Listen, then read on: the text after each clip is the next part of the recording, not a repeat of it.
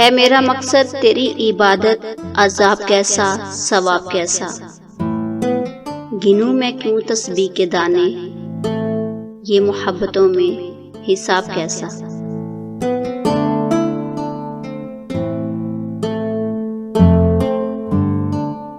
زندگی کا اصول ہے اس نے ایک دن ختم ہو ہی جانا ہے، بس میرے اللہ تجھ سے اتنی سی دعا ہے، روزے محشر مجھے اور میرے والدین کو ان لوگوں میں رکھنا جن پہ تیرا فضل ہو۔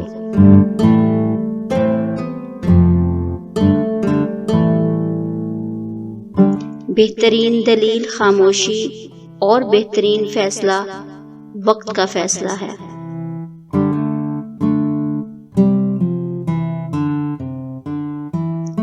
اپنے جسم کو زیادہ مت سنوارو، کیونکہ اسے تو مٹی میں جانا ہے، سنوارنا ہے تو اپنی روح کو سنوارو، کیونکہ اسے اپنے رب کے پاس جانا ہے۔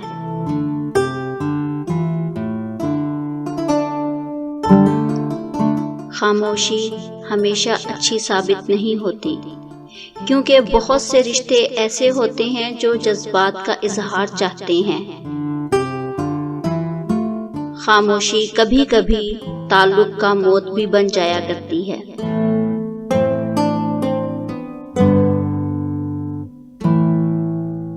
خاموشی اور برداشت جو سبق سکھاتی ہے، غصہ اور مقابلہ کبھی نہیں سکھا سکتا۔ رب سے اپنا تعلق بنانے کی فکر کیجیے۔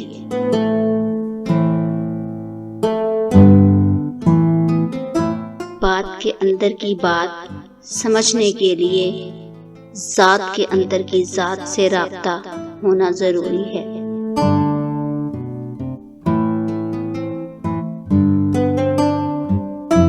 انسان کا سب سے اچھا دوست اللہ ہے۔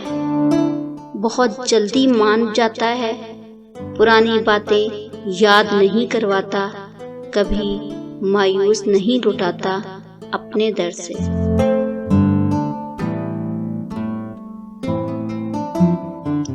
کسی کو معاف کر کے اچھا بن جاؤ، مگر دوبارہ اعتبار کر کے بے وقوف نہ بنو۔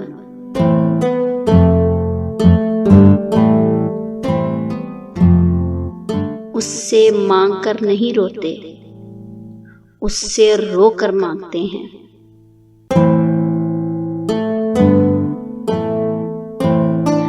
پانی اور نماز ایک جیسے ہیں۔ پانی محتاج نہیں ہے پینے والوں کا، اور نماز محتاج نہیں پڑھنے والوں کی۔ دونوں کے لیے پیاس ضروری ہے۔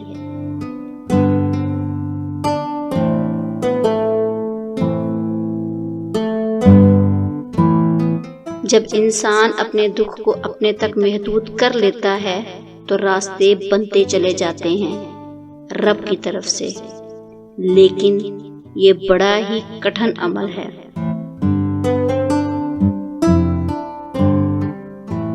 کسی کو زخم مت دینا، خراشیں زندہ رہتی ہیں۔ زبان سے وار مت کرنا، صدائیں زندہ رہتی ہیں۔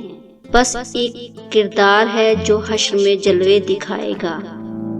مثالی بن کے رہنا ہے، مثالیں زندہ رہتی ہیں۔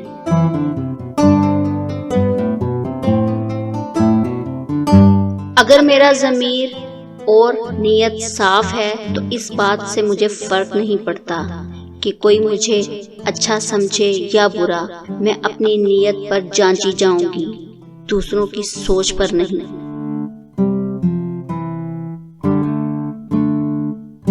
غلطی ماننے اور گناہ چھوڑنے میں کبھی دیر مت کرو، کیونکہ سفر جتنا طویل ہوتا جائے گا واپسی اتنی ہی دشوار ہوگی۔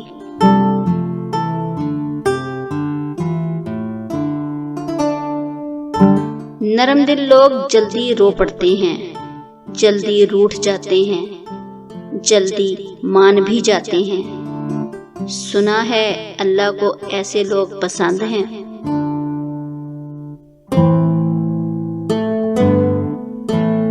پریشان ہونے والوں کو کبھی نہ کبھی سکون مل ہی جاتا ہے، لیکن پریشان کرنے والے ہمیشہ سکون کی تلاش میں ہی رہتے ہیں۔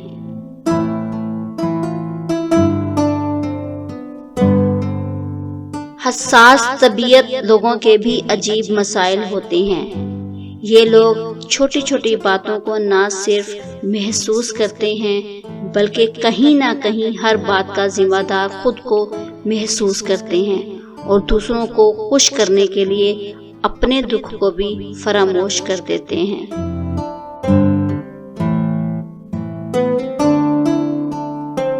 سخت سے سخت الفاظ بولتے وقت ہمیں یہ یاد نہیں رہتا کہ سننے والے کو یہ الفاظ کب تک یاد رہیں گے۔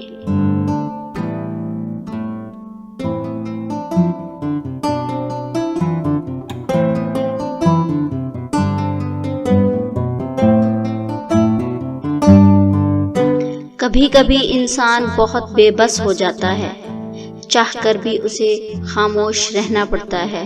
وہ صبر سے کسی معجزے کا انتظار کرتا ہے، نم آنکھوں سے اپنے رب کی رحمتوں کا منتظر ہوتا ہے، اور پھر قرآن سے اللہ کا جواب آتا ہے، وَلَا سَوْفَ يُؤْتِكَ رَبُّكَ فَتَرْضَىٰ، اور جلد ہی آپ کا رب آپ کو اتنا دے گا کہ آپ خوش ہو جائیں گے۔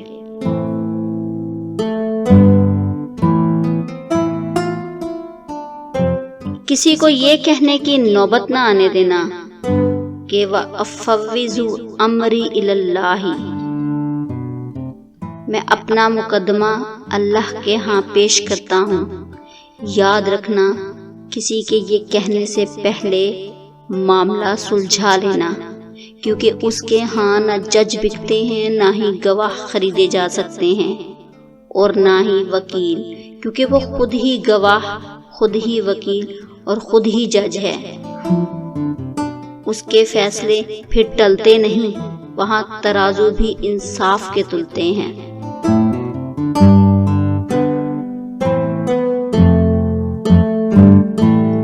ایک وقت ایسا بھی آتا ہے جب ہمیں آخرکار یہ فیصلہ کرنا ہوتا ہے کہ ورق پلٹا جائے یا پوری کتاب بند کر دی جائے۔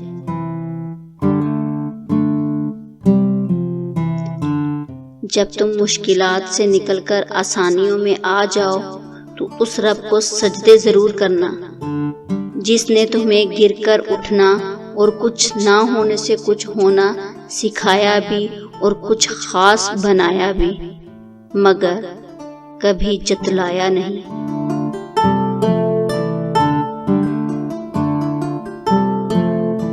چپ سے بڑی بد دعا کوئی نہیں ہوتی۔ جب بندہ بولتا ہے تو قدرت خاموش رہتی ہے، اور جب بندہ خاموش ہو جاتا ہے تو قدرت انتقام لیتی ہے، اور اس کا انتقام بہت برا ہوتا ہے، بہت برا ہوتا ہے۔